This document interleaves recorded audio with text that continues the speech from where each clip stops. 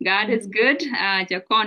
con yup cho con chụp chang a me chane chụp cái chang and the re ni ka dan chane nin to go chane ka ling ka was and chuwa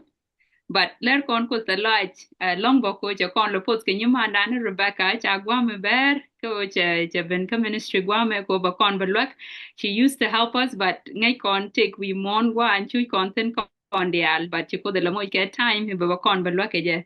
a good teacher bo long ko ngai con ka community dan lo ko con siang ke different topics ke different ministries ni ten ko latin wala ba kon ba lwa ke ngi en badek di en to konten ka annual Sabbath school ministry en kon alet chane ni ne dang baro kutum tu already and to kon ngi en badek di en last week chana right ko teaching disciple part 1 en re yo kana me right kon ke teaching disciple part 2 ki pe garaude ka ngi ne yani bedrom kon ko widan re yo kana me je kon ka Mark choko well bes jen ngwan with the diech Mark choko well bes jen ngwan the diech men chi ye chu lar gwa za me che lar ko chang e jen gat ran kene ben ko baje ladeka ka o benas ladeka keno betik de top la luel ke kwi ne ni tungwan mà con bố của con lát của sẽ trả cho lô bán ở ngoài nữa kìa bán này cái đa pin vi món này mẹ các bạn này cái nhọc cái này con kẹt chẳng hạn đi điền en bang như thế nhưng mà đàn rồi cái quý cô ông guru mo để lát cái quý du để lát cái quý du ông guru để quay rồi cũng lát cái quý du rồi thế cái du cái qua xem mẹ quan đàn lính á cái này nè cái nghe chỉ trên đi ăn đến chui cái con so before cha wera the long gore je benyu mandane Rebecca be welcome ko bakon bento ko ngini ke jen changa me bia yene ye ko sister ci loida tezo ci ben Atalany mtit sister nyon lara je male ka ba chiemano kondial ba kalar male tindong takalany ki tindong bi roino kodoti ko nywa ko konten so chaman chielat bel pel che jany dong kan ma ban kwa nge dun wana me bat kut te ka bo mo changale no lo nyawala ko ban roin titine ban ka bo nywa ken so roi ko taban mita ko kon na chianga dan chia goro wo bo ban rodan par long men te ji men te yen kon bi kon nywa ke bo kon kam rodan alo wona ne ko ngune che ngune ke je bane tup ke je ba won ko balat ko tung ngara yo mete ke temne te chi bom ba won no baka translate but ngai ko ne wo gwan tung wan la kona ko na long ko tuk ni ko kono follow up ko tuk ni te tem ti la kon da dal but ko ngai kon to dan la kon na guru no na bu kon no ko ne bana ling ke ling dong da rana ling ke ja gwa han bore ngi ja taban ele sana badak dien ane me ci kon nga jo kwen kon bok mak jen kwen kon mo ken indial tine bok mak taban roje ke tingwan but ke ele sana te nem te chuo ko focus long ko ne Jesus nga goro bu kon Jesus bu kon nga nga ken wo Jesus bo la de mu ci tingwan ci ka lat yana woka miracle to ngwana long tisha lat rai lesson te show lesson nyam ke lesson rewda ke lesson diode ma lesson ngwadien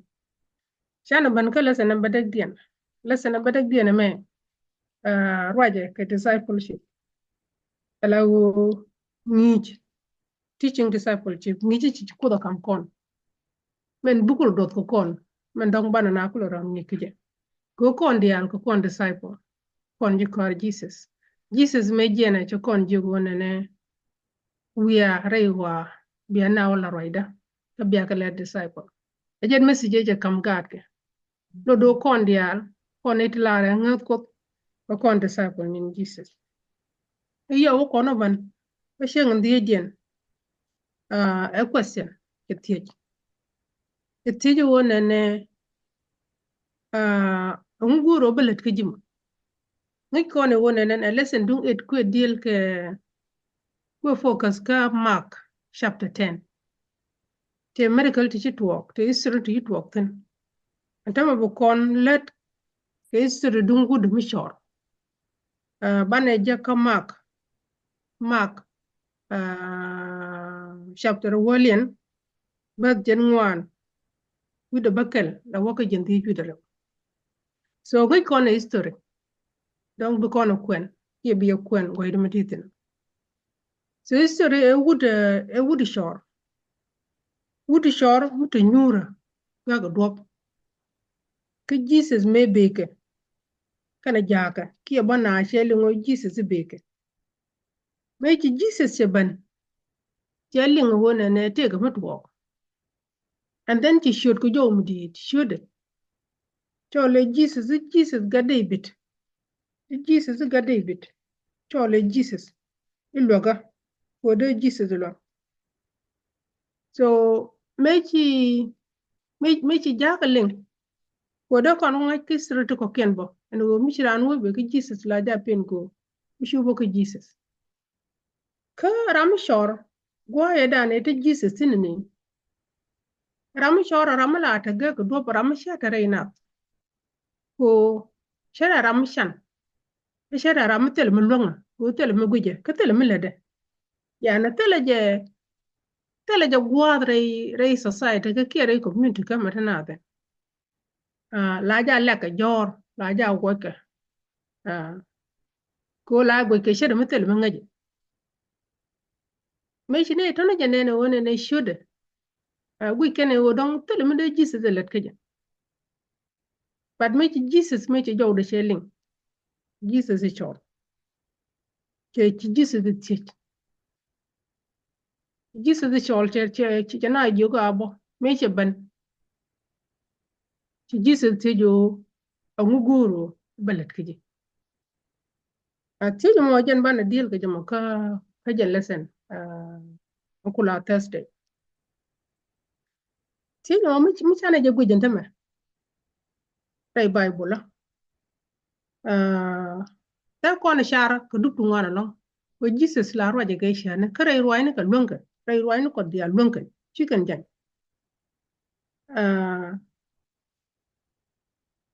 tin yal la example rai Bible la kon ka kwende ku ka ro apply ka kona wala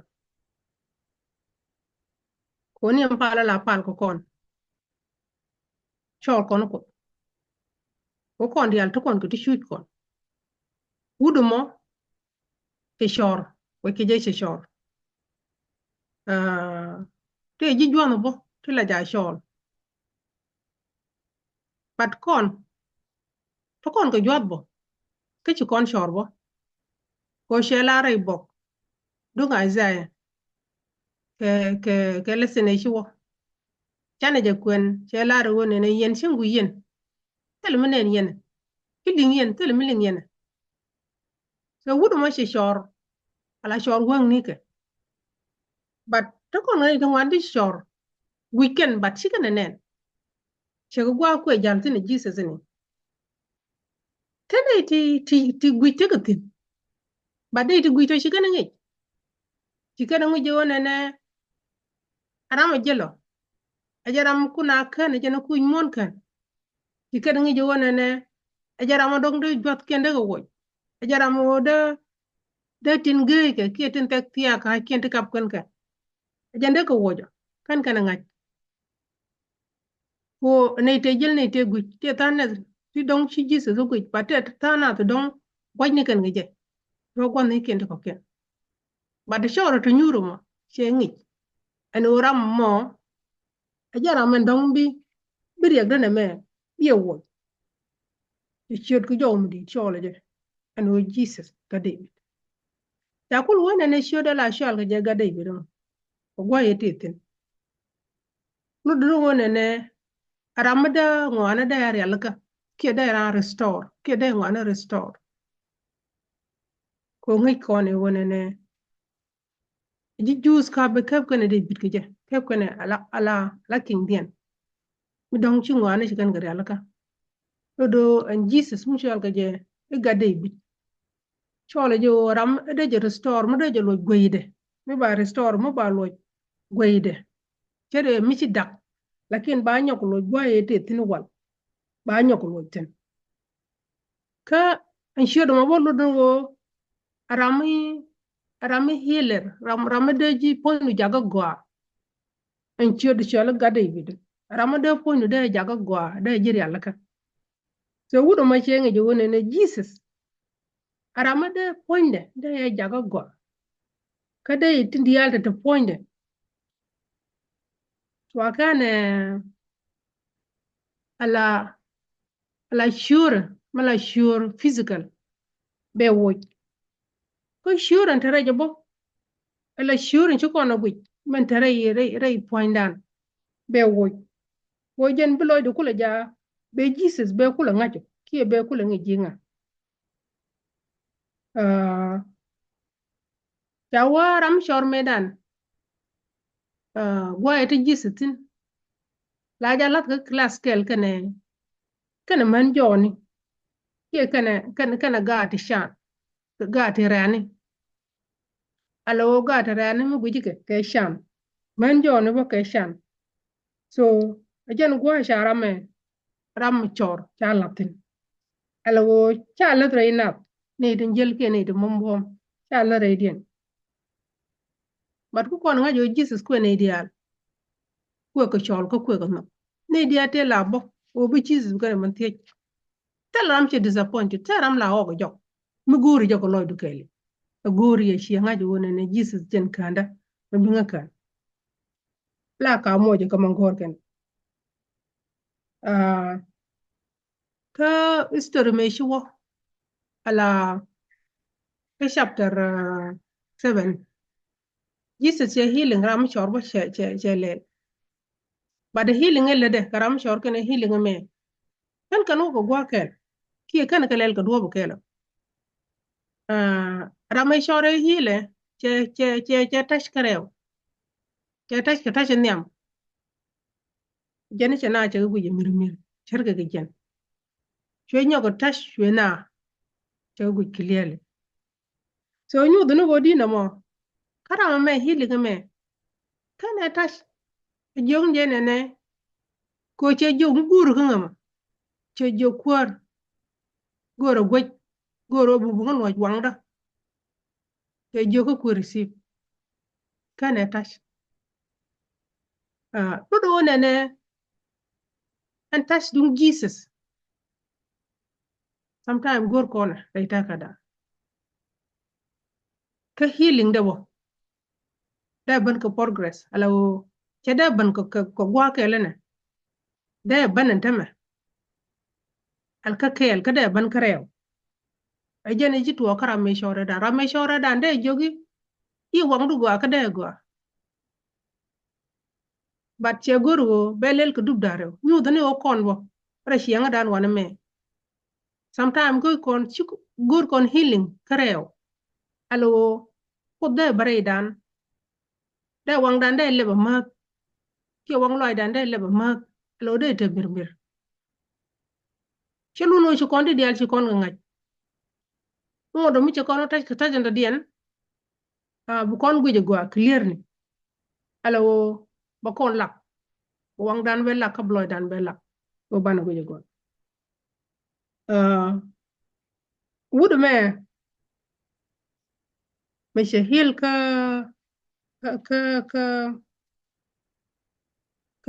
Thursday mashallah Bartamius che jongu nyane ne ku site ku receive ko che si jongu gurum che wa kuar go no ba guj che jogunye ka meshalare che Jesus che go ko che ngaju Jesus jente ka tigo ka jente ka salvation ajala kana ka jara mala ponde jago go wang de che tiap ka chi wang de che guj kada teje che teje mis wakana John teje mis che teke John sem chapter yo oguri na balat ke Jesus wala teje kon bo oguro balat ke jiba ko ta kon kati wiye ko kon rashi ngabo wudo mo te ka mu wiye ka je ala wo wiye ka wangde ala wo goro wangde be gwich kon dong shi wang wiye ka ma lakin ta ka ma de mu wiye ka dong la ngara je eta di ka war bo kod be tie ke ka runwang be tie jo gwatin kam ne ne me e dung de mu wiye ka dong ta dong de den bo ke dung de mi dongได้เนียนกับปากกับเตียงอามันรู้ว่าวิวก็อันนู้นก็กวาดินคำเนี่ยนะแม่กูระนะแม่ก็กดแบบคำกดลากูระบังอาดานเป็ดเตียแต่งงก่อนมันก็กดจะเอาเลยเด็กกับเพื่อนงาดานไม่ใช่เจ้าก็มองเจ้ากระดูกไม่ใช่เจ้ากูระบ้าไม่ใช่เจ้ากูระนั่นไม่ตอดมินินะแบบคำละไม่ตอดมินินะไม่ใช่เจ้ากูระนั่นไม่ดีดแบบคำละไม่ดีดแต่ละไม่ใช่ไม่ที่กันเองแต่ฮีโร่กูรู้ก็ไปเจ้ากูระนั่นนะก็แบบคำละเดียนกดลาก็มันจีมันคิดที่ก็จะมันคิดที่ก็จะละจินอาจารย์บอกคำรู้ดูก็ที่จะละที่ก็จิวอ่างบุยารามังเงยดูก็ตัวคำตอดกระมังเงยดูก็ตัวคำดีด sometimes ที่เราวิดานรูทินอะไรมิชิดวร์มิชิเป็นวิดูเนี่ยชิจังเงยดูก็ตัวคำนั่นว่าexample มิชิได้ไปอันนี้มาลาบุวิดลาบุนวิดูว่าบุก็ดิกเตอร์บุดอลว่าเราวิดานลาโรเจวันนี้ด็อกปุ๊บบุก็เฮลมา disease มันเนี่ย disease นี่ถึงบอมตัวดองละคนกาชาร์โอ้ก็ได้ healer บุคน heal ปุ๊บมิชิรามินชอร์มิชิจกิกู side กู receive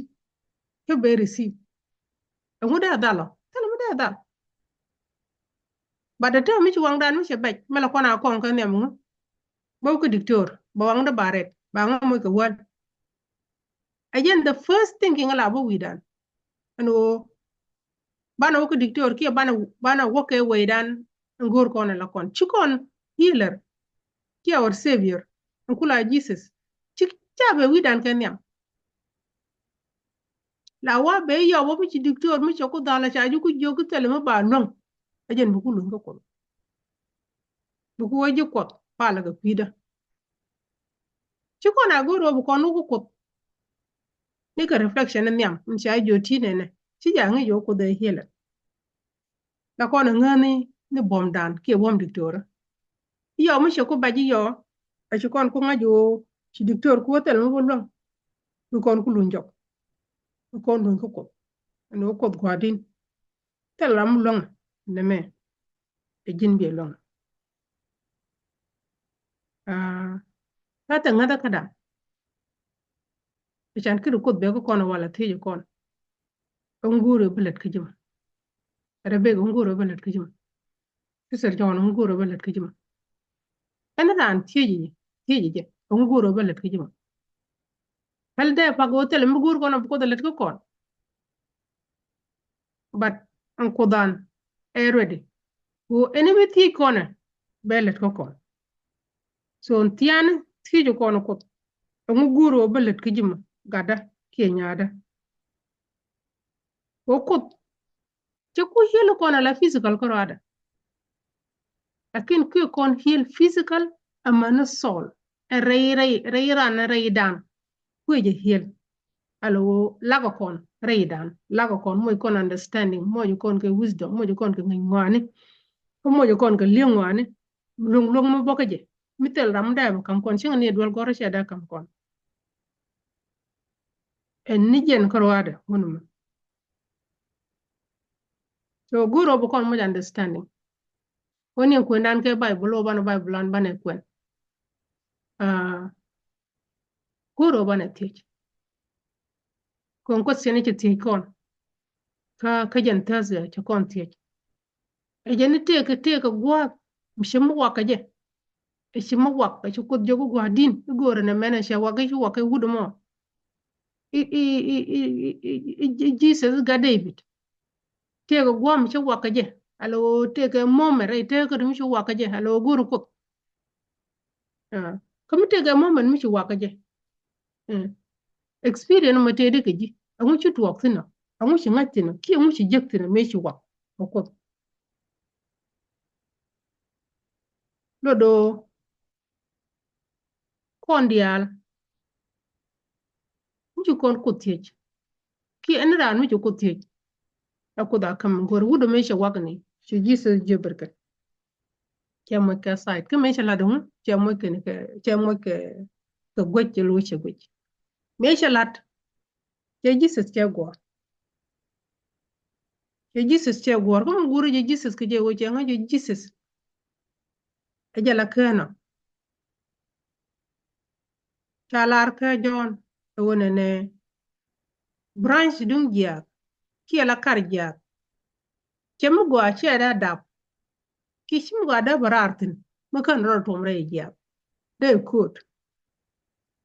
So me ci Jesus me ci wang da me ye lep. Ke ci wang raide che lep. Alo the point de che clean. Che guru baro attach ke Jesus. Bajal kel ke Jesus. Ko Jesus sin ci ko let kum go. A ci ko let kum go ka ci koro wo raide. Telu mu go mi de kon lat. Cer kon ga jiak mi ca kep jor. Kar jiak mi ca kep jor jiak. Telu mu go mi le de. La bana code ke beliu. But wudu shala bartamus che guru ona na bata. Pon Jesus che gwor. Che Jesus che gwor.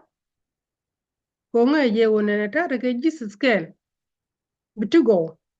Bika barare de. Wo jana branch. Ke Jesus jala jab. Branch mi che tada jab. Be day to go. Baka pit. Be day to go ka ngane. Day to go. Let shang to go. Let shang to go. Che ko mal. Ko nuk. Ko lebida. Ti dial tona ke service bongo. Pero ani Jesus ke bakalat. Ke batakel. Ke Jesus wo. Mugur Jesus wo balat. Balat keja.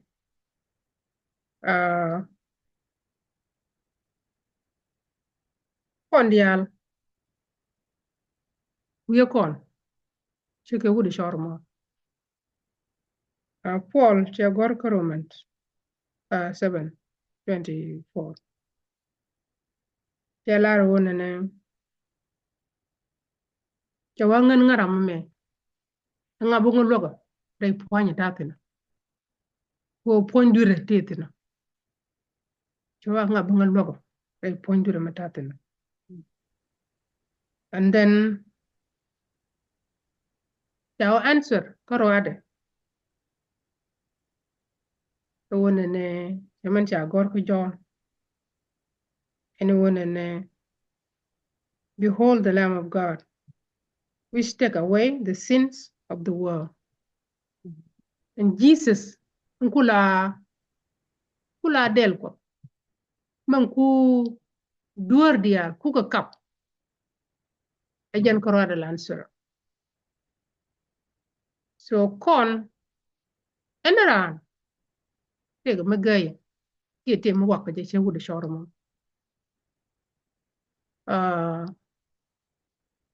Guano Jesus be experience hagado. No win moname. Tell answer karwada. Tell answer me bijak bichita ponko. Answer Jesus, Lamb of God, ke del ko mi shi liw ku duore kondia ajal answer. Mite mi ngong re shiengodo. Ala re ringdo. Ki re yekedo. Ki re family kedo. Mi shi wake Jesus. E chi Jesus che chol. Eno Jesus ga David loga. E Jesus be loga. Mi kan experience ite kedo. Moj experience. Ara maraje ke experience. Kokot lada ka ngap. En ngadi jake. Ngadi wona ne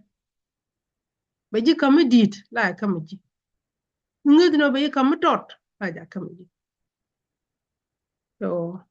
an bapal kia pala kia langda wona ne kondial channel tin ke Jesus Jesus la dictor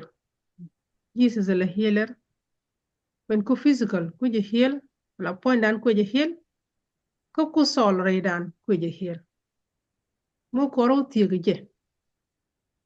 chokon bi jo jok chokon her enemy ti kon be kam kon kamitik dan bagwa ko te krishna shetek wona ne ibane te ge be wi mon pod mi shala ro tie je nga e ba ya kam yo lodo ni je ke cha experience ne irwan ana roi ko do tok pod kena kon cholo go bane chuch tele choch rei krishna ki rei kristo tele choch ten tanata latin kana go laj so bergaga de ni mar ke da mar long Jesus chole betud wake up ko be ji hiel ko bi testimony do kie amachelet kijimo ba mu go mu bola ni de ko ken ko be ke Jesus be kan ngak kishodo an ba pa ngwa me ani ba jala kam nya mar ke gan mar to ken ndong bi lesanan be kan lawo sho ana bi do tamal ko re Jesus be yoko Ella ka dan. Cha con moi ke lesson mo gwa long ne me cha con en bai ke je con dial ko con disciple Jesus ka ko con church ke udin chale Bartimaeus chi wi ka chara le long ko Yesu Kristo until chi con muy dan chi con je until cha con kamposangur con ene chwane bidane general ke chane shout cha con challenge over con ke the healer chi ni chi me tot bai ka con chi dunan be run to the community te we mon wa me wana ke kimindi ni jana long ke nyam eno bana we God David luagne ka have mercy on us o jame cha la last week I believe help my unbelief to con ke choki ke doubt ko wan con chicken in very far ko con sure ke wude me but mo con goy ponyo ko do con nen yes chứ con với đoán cô bố con nó có quan đàn cái bố con nó với thiệt so bây giờ thiệt cho cái pal for us bố con này con chú loan the Lloyd Dantes thank you Yana pa nyan ko ru jan gon Yesu Kristo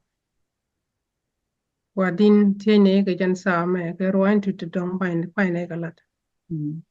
enu tele ne goy da be ke ji ko jin ngi ne ya ke jin moy ne ke yedu ma wadin tin go to loro wadin be ke tatin ite mi shine matin la point wadin be kamrar wadin tie ji ko bute ke ga ko te bi roin tu kan kalen enu shine tiap ku shine mat no roin ku shom kan ka roin ku ko to ka roin ku ka roin ta ko jintik wadin long ne ko bene nen le wang lo ni ko le jid wajda ko bene tok bene ngai ko bene nen clearly ko kon chungu ne wadin wona ko ni sure ko chine go du chine nen chine tin go to dei let kane wadin chine woten langa ji wadin yedo awon ya loy gan ko bugar yalla ka ko bugar wani gon ka receive ko bika take ko gor ko bu gore ri ni ku bika bible ken bukan ka lep ka bukan ka kwen ka bukan na radian wadin tieji o shin bon yam long mene mo ni jelyak ko mene kam goy am boko ji ke ji dia should got yem gwara amen Ele akta ko gwandan be atemal banejek